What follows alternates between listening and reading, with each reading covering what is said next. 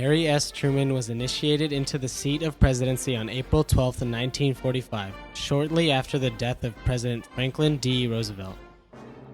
Truman inherited from President Roosevelt the final standings of World War II, which was followed by the conflict between America and the Communist Soviet Union known as the Cold War until his death in 1972. With the spread of communist influence a constant threat, Harry Truman initiated his Truman Doctrine, which set the foundation for future foreign policies of America.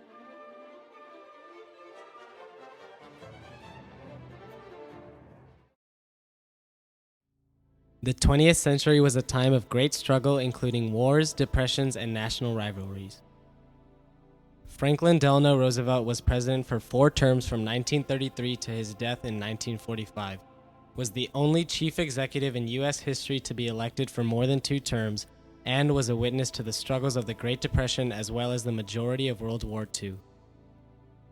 He created strong bonds between the Russians and Stalin by overcoming differences in Americans' and Russians' ways of life and diminishing the Russian people's insecurities about other countries' pejorative outlooks on them. Roosevelt was involved in an alliance between the 3 largest Allied powers during the war: Great Britain, the Soviet Union, and the United States. Along with his relationship with the Russians, Roosevelt's alliance with Churchill and the British was bolstered significantly through their Big Three alliance and the United States' support of the anti-Soviet policies of Churchill. After the war ended, Stalin, Churchill, and Roosevelt were all looking to continue the Big Three alliance out of concern that the Axis powers would rise again and try to seek revenge. However, Roosevelt's death in 1945, 3 months into his 4th term as president, disrupted this plan and almost completely turned around the United States' informal foreign policy, from one of support for the Soviet Union to one against it and its spread of communism with the introduction of Truman as president.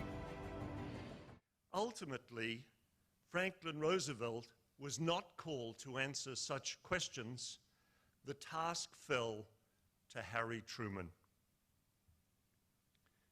Under Truman's leadership, the foreign policy of the United States underwent a major transformation. From limited engagement and even, I would argue, irresponsible restraint in the affairs of the world beyond the Western Hemisphere during the 1930s, the United States under Truman's leadership assumed sweeping international obligations. Roosevelt and Truman together combined to destroy American isolationism, with a major assist, I might add, from the Japanese attack at Pearl Harbor. But under Truman's leadership, the United States moved to a level of world engagement and assumed international commitments far beyond anything that Roosevelt had conceived. At the end of World War II, the geopolitical, ideological, and economic ideas of the Union of Soviet Socialist Republics, or the USSR, were contrasting factors that affected their once temporary alliance with America, resulting in the formation of the Iron Curtain, in which British Prime Minister Winston Churchill condemned the Soviet Union and its policies in Europe. It was also during this time that the Greek Civil War broke out between the Greek government army and the Democratic Army of Greece, the military branch of the Greek Communist Party who was supported by the Soviet Union and other communist countries. Great Britain had once funded the troops in Greece, but due to its going bankrupt, Britain pulled out because of its inability to support the Greeks.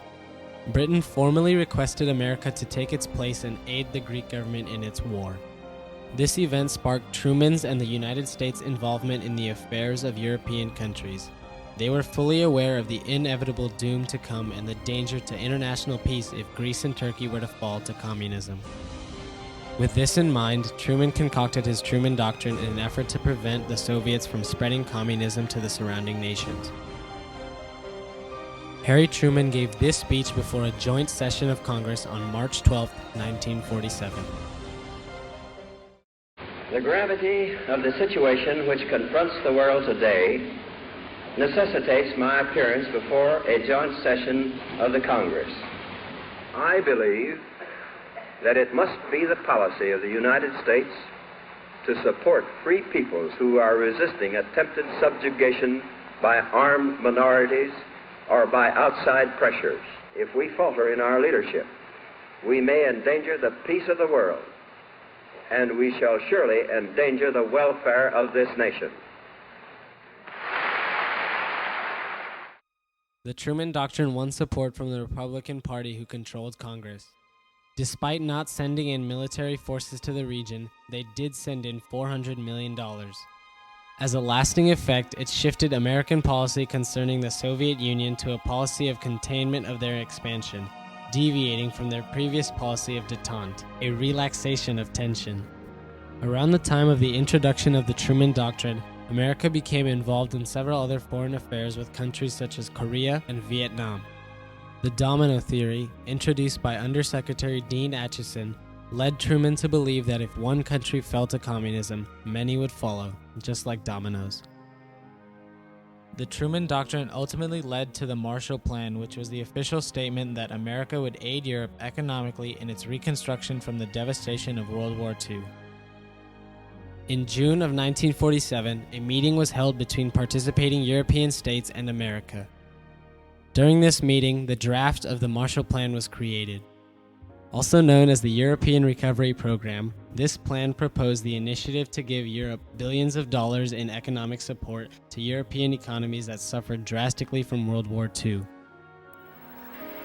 This was possibly the most important thing that the Marshall Plan did, was to restore confidence, to restore hope that this time America was not going to abandon Europe, that this time America was committed to the economic and political and social recovery of Western Europe. By rebuilding war-devastated regions, removing trade barriers, and modernizing industry, they would succeed in making Europe prosperous once again. Ironically, this plan was offered to the Soviet Union and its allies, who turned down this notion. If they did allow this, it would create a sense of American control over the communist economies.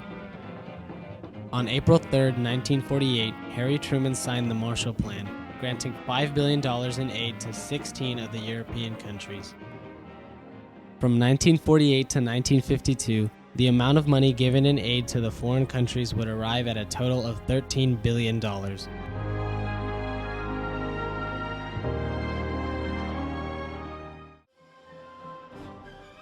Truman was held accountable for many problems that occurred during his presidency, such as accusations of corruption within the U.S. government and the events involving the Korean War. These incidences gave him a bad reputation with politicians and with the American people. After his presidency, however, Truman was seen in a new light. People saw him as a feisty everyman from Middle America rather than a partisan Washington, D.C. politico. They recognized his actions regarding American foreign policy and the containment of Soviet influence as completely justified and necessary, as the Soviet spread threatened to disrupt the political and military balance of power. Truman's famous doctrine resonated widely and set an example for future presidents' foreign policies and still remains a foundation for foreign policies today. One of the most important ideals of the Truman Doctrine was the stress on worldwide intervention. He stated that if the stability of the world's countries is not secured, then the stability of the world is at risk. He also highlighted the fact that an efficient foreign policy is one that includes the economics aspect, the political aspect, and the military aspect of a country.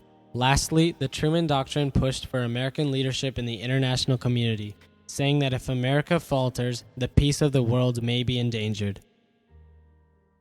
These three principles become the basis for many foreign policies to come for the next 60 years.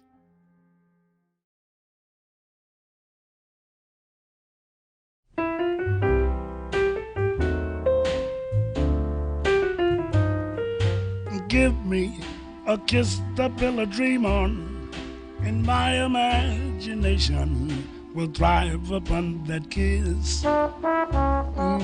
Sweetheart, I ask no more than this, a kiss.